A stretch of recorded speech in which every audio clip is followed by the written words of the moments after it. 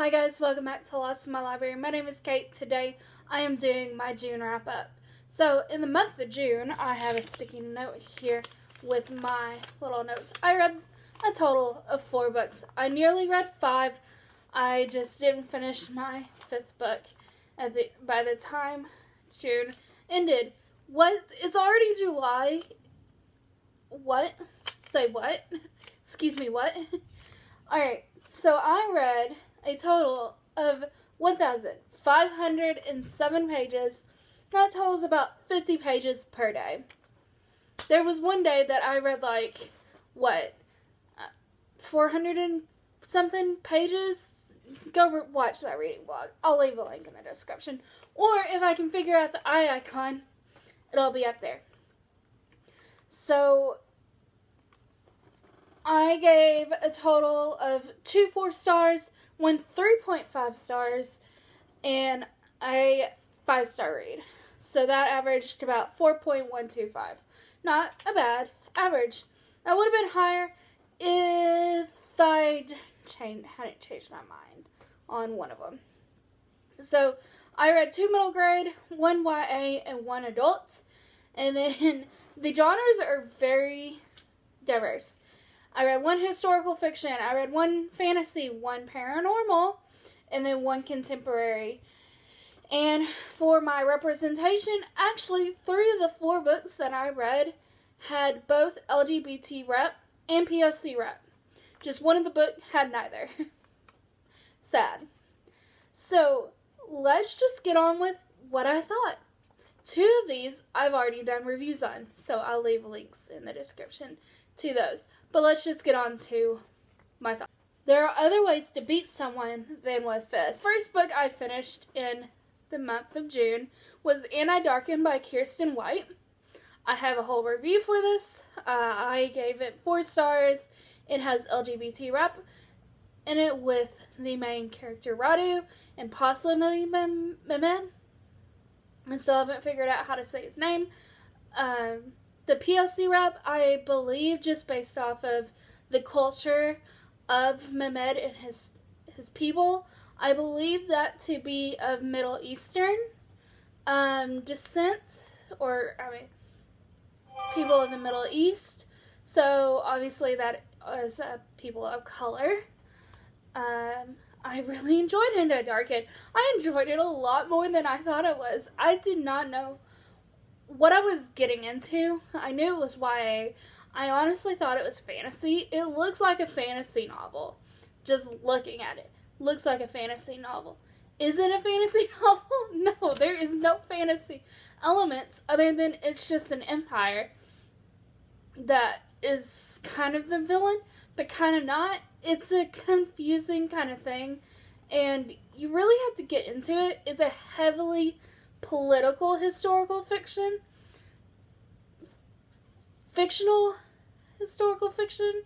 Like, some historical fictions are like, okay, well, this is sort of based around, like, World War II or World War I.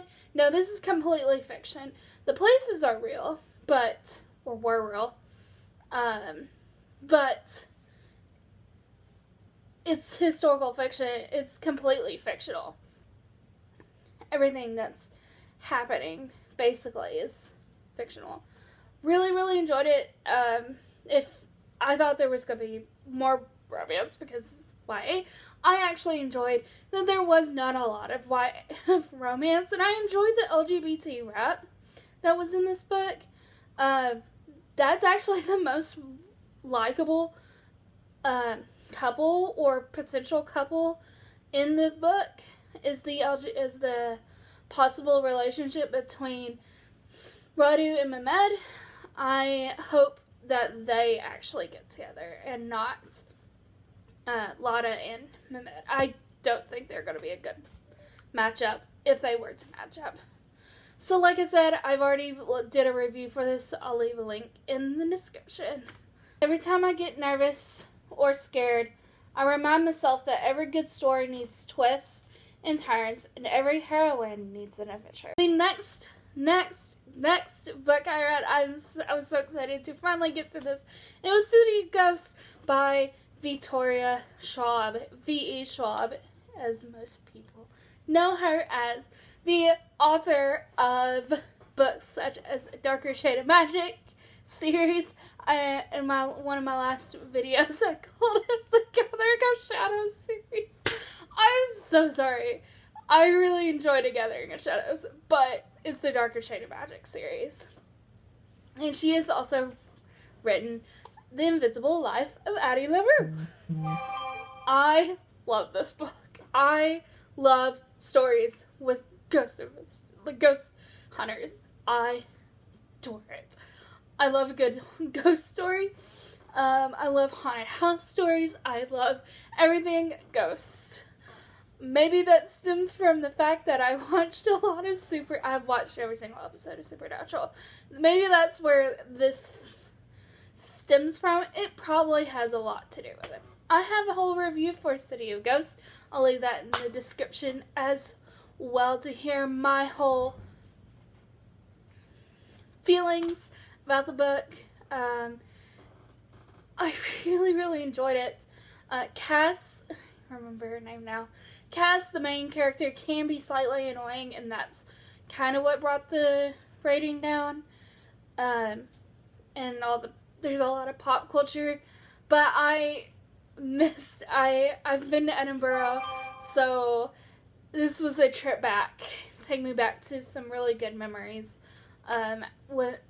In that trip, that study abroad trip, took me back, and I really miss it. So yeah, City of Ghosts, 4 stars. Really enjoyed it. Highly recommend. If I'm going to burn, I might as well burn bright. This is for Jason. Okay, next book, continuing my ride along that I am doing with my best friend Madison, I read The Tyrant's Tomb, which is the 4th book in the Trials of Apollo series. Another book I was mentioning that I did not finish, but am currently reading, is The Titan's Curse, which is book 3 in the Percy Jackson series. I'm doing it because whatever-thon, one of the prompts was to reread it comfort read, and just Percy Jackson in general is a comfort read, the original series. I almost reread House of Hades, and you're like, Caitlin, that's like the Dark Gate. That's like the darkest book Rick Riordan has ever written. Annabeth and Percy literally go to the Greek version of hell. Yeah, it's a comfort read because it's Percy and Annabeth together for the entirety of the book.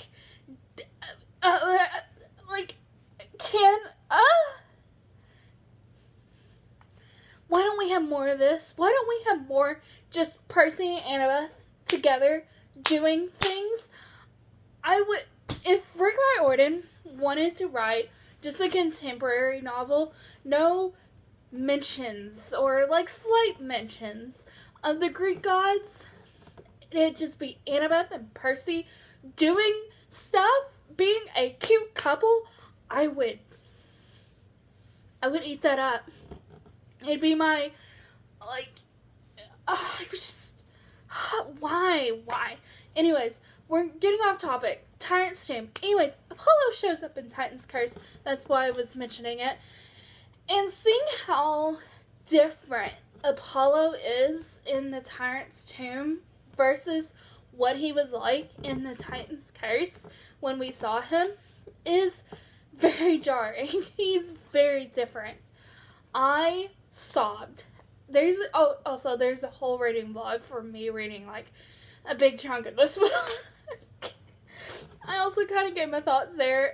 I will leave a link to that as well. That was a 24-hour. I think I was already mentioning it earlier.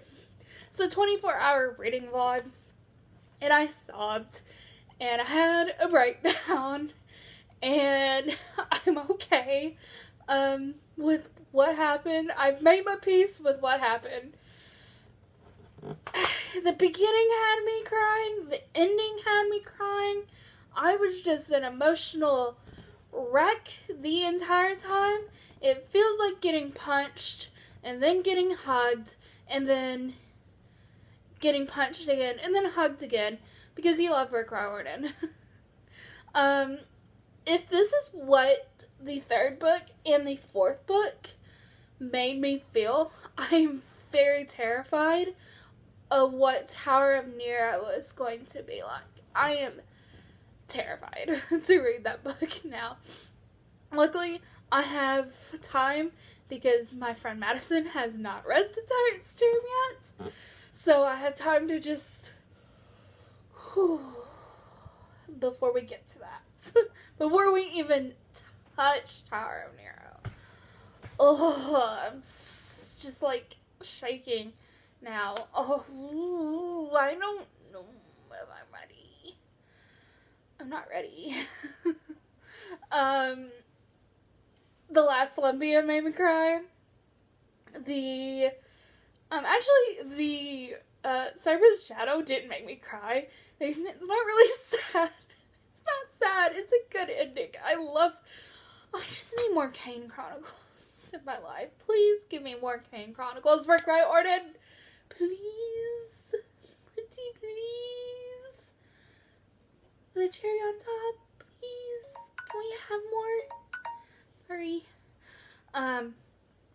This is my formal beg to Rick Riordan. Please give us more Kane Chronicles.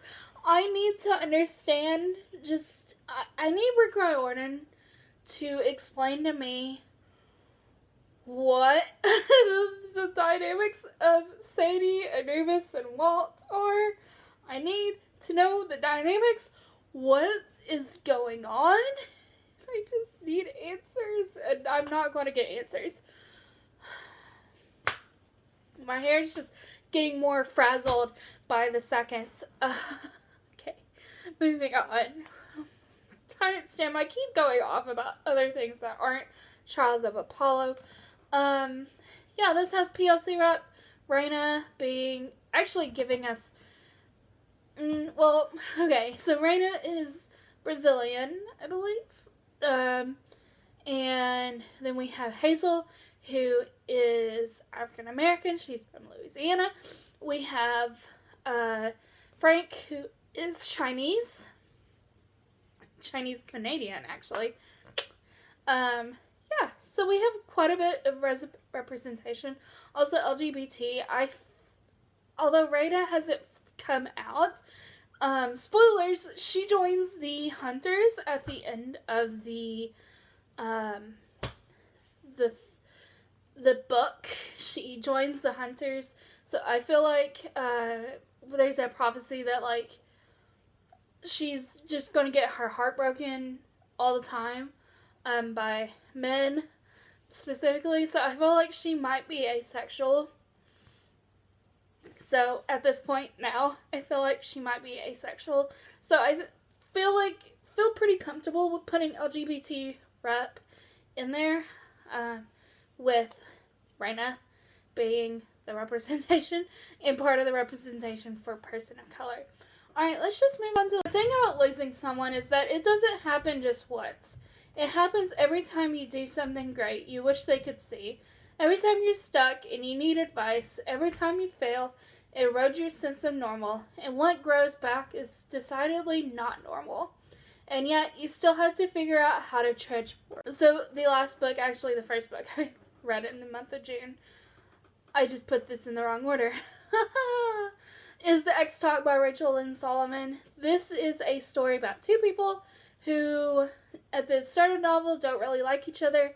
They both work for a radio station that they need a new show for, and they come up with The X Talk, which is about exes giving relationship advice, basically.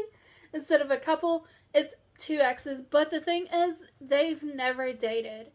So, I really, really enjoyed this. After reading some reviews, after being like, these characters are kind of, their stories are just like, they're sad. Their story, characters themselves don't really just like move on past the characters that they were at the beginning of the novel, and I agree with that. But I really enjoyed this, so that's why I brought it down from, I think, originally a 4-star 2 or 3.5 stars.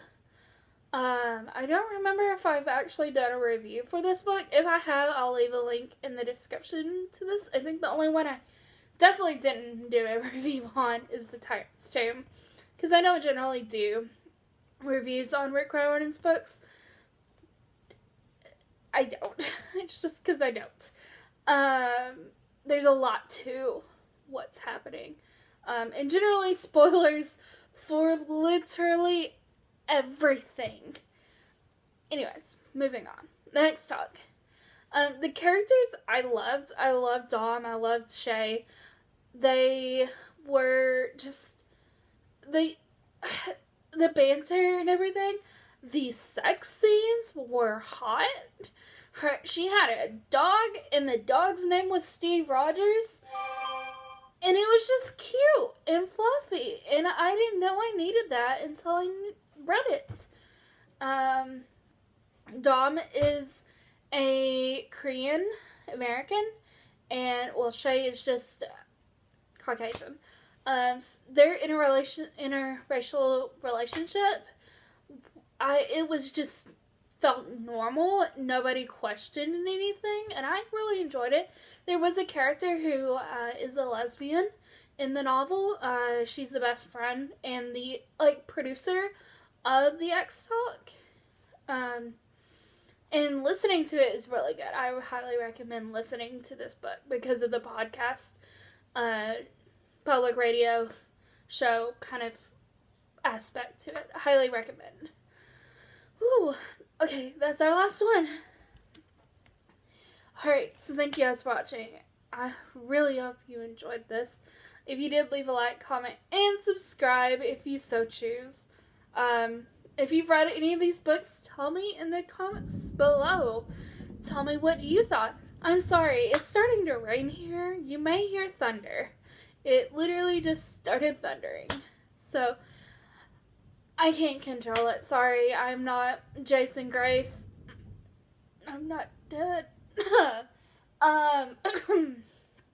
Sorry. Thank you guys for watching. I hope you enjoyed. I will see you in my next video.